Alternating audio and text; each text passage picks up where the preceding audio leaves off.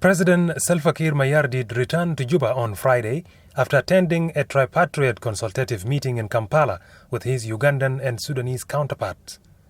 The first vice president led the reception ceremony accorded to the president by ministers and senior government officials at Juba International Airport. In his address to the nation at Presidential Terminal at the airport, President Salva Kiir Mayardit started by highlighting the disappointment of many people who anticipated the formation of new government on November the 12th this year. I know you are disappointed because of the tripartite summit conclusion of a 100 days extension rather than the formation of the revitalized transitional government of national unity. My citizens, I was honest and sincere in my pronouncement and determination to establish the revitalized transitional government of national unity as planned on the 12th of November 2019. Because I know that would assure you about the return of peace and security to our country. The president said the 100 days extension of formation of revitalized government would be reviewed after 50 days, and the result will determine whether to reduce or increase the extension.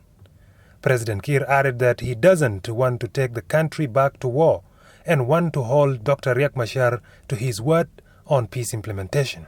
Provisions during the 100 days extension would be reviewed in 50 days, and depending on progress, the 100 days may be reduced or increased. I promise that I will never return South Sudan back to war forever. In that spirit, and not to give the SPLM-AIO a reason to return to war,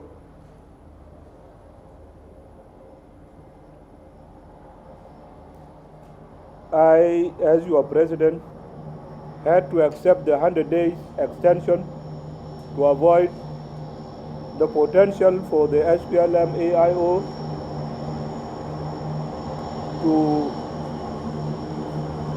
to have a reason to return South Sudan to war again. The president assured the country of disbursing the remaining part of $100 million pledged by the government to support the peace implementation. President Kiir concluded by urging the organized forces, parties to the agreement, and every citizen to respect the decision of 100 days extension and join hands in implementation of the revitalized agreement on resolution of conflict in South Sudan. I want to assure you that we will raise the remaining part of the 100 million the government has pledged. I therefore call upon you to respect and accept this extension wholeheartedly.